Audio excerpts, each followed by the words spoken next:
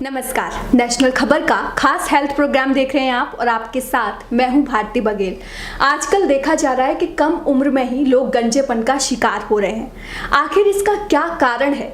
इसी को जानने के लिए हम जाने मानी स्किन और हेयर स्पेशलिस्ट डॉक्टर चंचल के पास आए हैं। तो सबसे पहले तो मैम आपका बहुत बहुत स्वागत है नेशनल खबर पर। धन्यवाद। और इसी के साथ मेरा पहला सवाल आपसे यही है कि इतनी कम उम्र में जो लोग गंजेपन का शिकार हो रहे हैं, क्यों हो रहे हैं?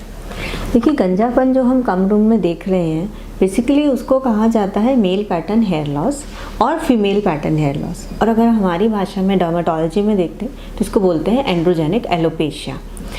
ये इसलिए कॉमन है क्योंकि बेसिकली ये हेरिडिटरी होता है।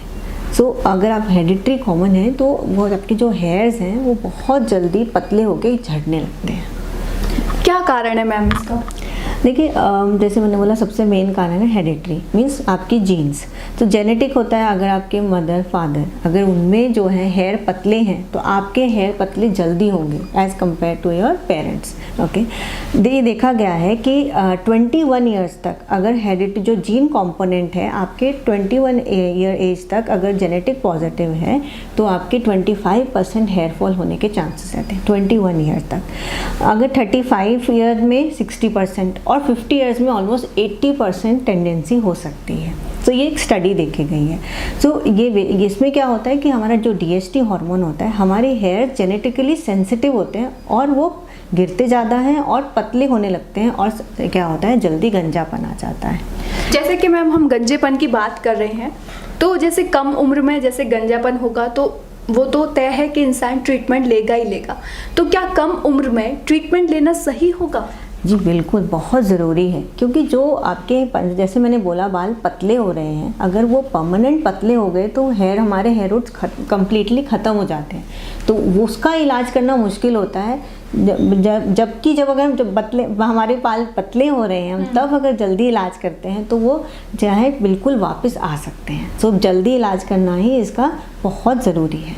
चलिए, अब इलाज की बात कर रहे हैं तो एक स्टेप और आगे चलते हैं। क्या आपके पास इसका कोई परमानेंट इलाज है? बिल्कुल। अगर जैसे मैंने बोला फीमेल पैटर्न हेयर लॉस या मेल पैटर्न हेयर लॉस हम डॉक्टर डायग्नोज करते हैं तो उसका हम एकदम से इलाज स्टार्ट करते हैं, ताकि जो भी हेयर हैं, जो कारण है, जैसे कि हार्मोनल है, उसके साथ साथ हार्मोनल भी हो सकता है, या एजिंग प्रोसेस के साथ, और आपकी डाइट, ये सब देखकर आपको हम ट्रीटमेंट देते हैं। जैसे कि PRP ट्रीटमेंट दिया जाता है, या फिर आपको डाइट मॉडिफिकेशन देते हैं, कुछ आपको सीरम्स देते हैं जो आपको घर पे लगाने हैं, तो आपके बाल वापस आ सकते हैं और बिल्कुल आ जाते हैं। तो जल्दी इलाज करना ही इसका बेहतर इलाज है और परमानेंट इलाज। अगले सवाल पे जाने से एक सवाल मेरा और है कि जो आप इलाज करते हैं वो कितना टाइम लेता है और क्या आम इंसान इसको अफोर्ड कर सकता है? बिल्कुल। अगर आपका हेयर फॉल अभी स्टार्ट हुआ है तो ये जैसे मैंने बोला पूरा कन्वर्ट, आपका हेयर फॉल जो है बिल्कुल रुक जाएगा, आपका गंजापन भी रुक जाएगा और नए बाल भी आ जाएंगे। और अगर ये इस स्टेज पे पहुंच गया है कि गंजापन दिखने लगा, इसमें ना काफ़ी स्टेजेस होते हैं, तो उसके लिए फिर हम आपको हेयर ट्रांसप्लांट बोलते हैं, जो वो भी सेफ़ है।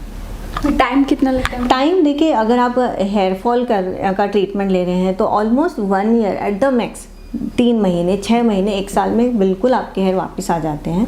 हाँ, अगर गंजापन आ गया है, अगर हेयर ट्रांसप्लांट की ज़रूरत पड़ती है तो पहले हम आपका हेयर ट्रांसप्लांट करते हैं और उसके बाद आपका ट्रीटमेंट जो है मतलब 6 मंथ्स या 1 ईयर में आपके पूरे हेयर वापस आ जाते हैं।